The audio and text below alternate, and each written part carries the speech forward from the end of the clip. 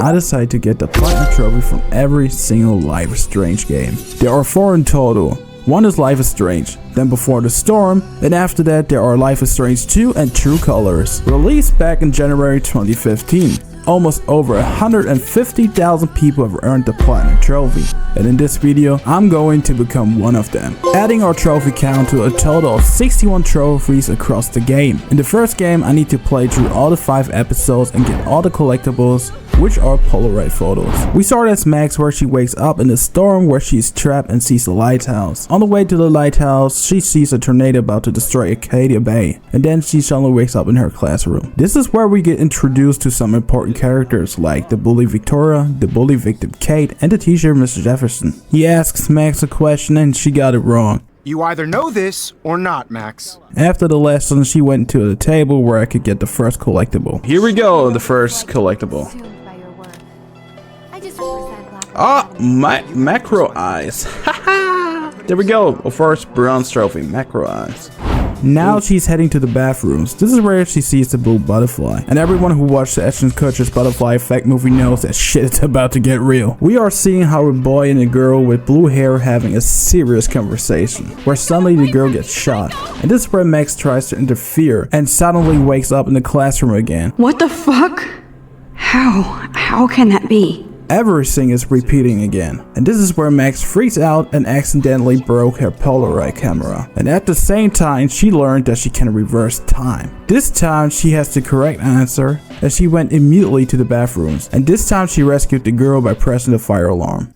No way! Don't ever touch me again, freak! Now she's outside. Here she went to photograph the statue and a tree flip.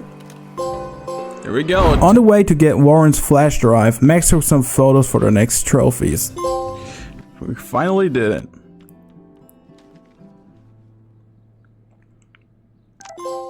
Red eye, there we go. So now we can go inside her room. Okay. Here we go. Cool.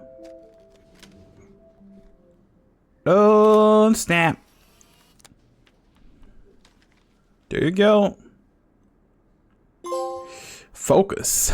There we go. After picking up the flash drive, she went on her way to deliver it to Warren, and on the way she could collect 2 more Polaroid pictures. Hell yeah, zoomed in. It's not a dirty window unless somebody writes "clean me" on it. So there we go. Huh? Focal pointed, yeah. She gave Warren the flash drive, and they had a little small talk, and suddenly Nathan came to threaten her because of the incident in the bathroom. And this is where suddenly the blue hair girl is coming to rescue her, and it turns out that they already know each other's. Max? Chloe? No way. You again. Warren! Go! Go! I got this! Oh, damn. Max? Get your punk asses out of there now! Don't even try to run! Nobody messes with me! Nobody! What a psychopath. They went to Chloe's home, and they had a really deep talk how their life has changed since Chloe's dad died in a car accident. Chloe was mad at Max because she left her when she needed her the most. Then Chloe told her about Rachel, that she is missing since 6 months. They had a good time, but not for long, and then her stepdad was control freaking her again, where we need to hide in the closet. And this is where Max sees how he slaps Chloe in the face. Chloe wants to sneak out of the window with Max to show her a cool place. At the lighthouse she could take the final photos. One is a bird standing on a rock, the other one is Chloe sitting on the bench. Hell yeah. At the lighthouse, Max had suddenly a vision that the tornado is going to wipe out Arcadia Bay, and she told it Chloe, and suddenly some snowflakes are dropping down. And this is how episode 1 ended. In episode 2, life is still strange, Kate is still depressed, and we need to bring her book back. And here I could get the next collectible. Here we go, field of view. And now Max head to the diner to get breakfast from Chloe's mom. And on her way, I could get 4 more collectibles.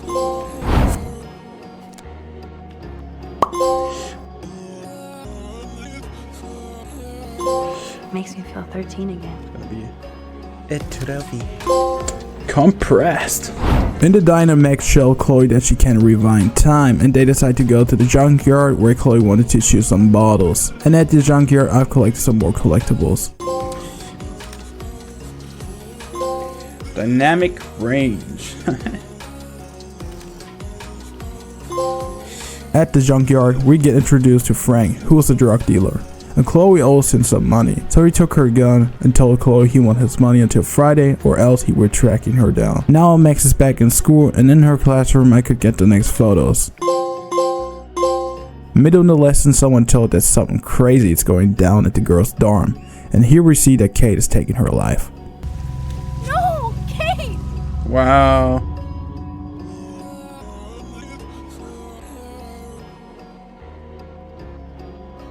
This is where we need to tell the principal that Nathan was the reason why she took her life, and that's how he got suspended. Ever. See you in court. Max and Warren are talking about Kate, and suddenly a clip started. And the episode ends with a dark room with some red folders with the name Kate and Rachel on it, who is the missing girl they are searching for. Out of time. There we go.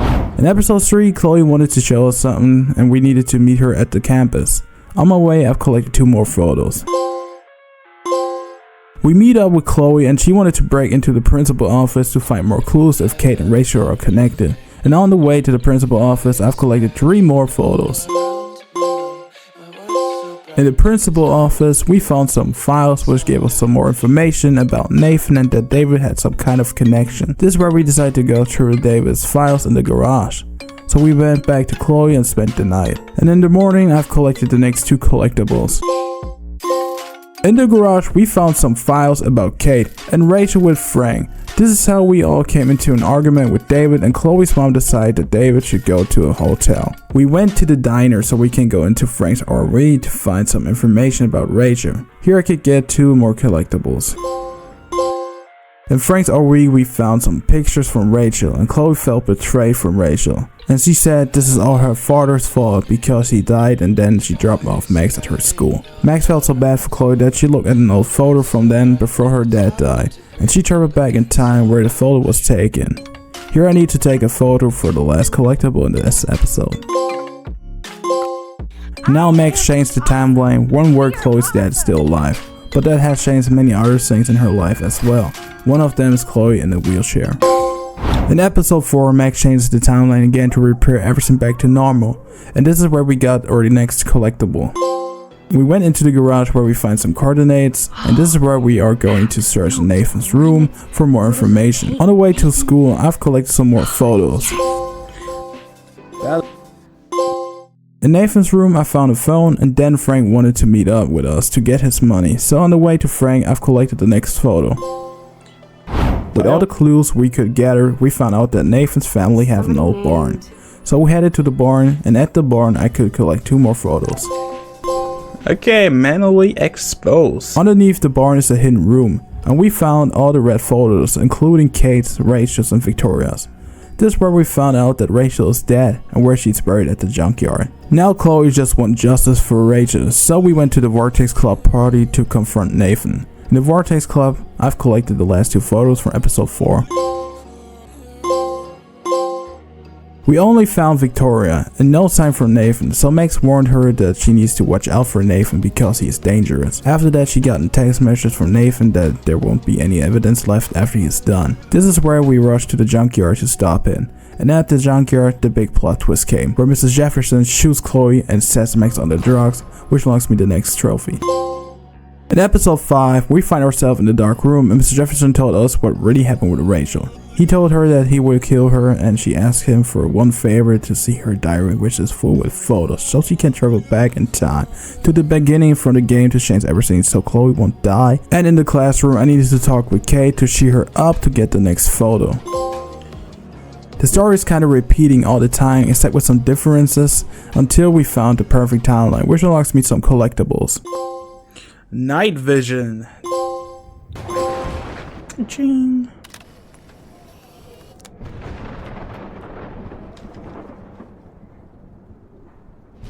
There we go. Blow up. Iris. Sensor. On display. There we go.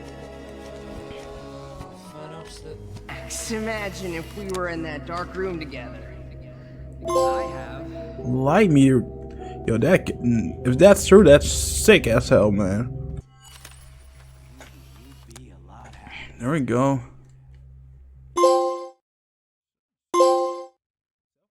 Max, I'll always be with you. Forever. Polarized. There we go. Game is over. What a great game. What if? Yes, what if?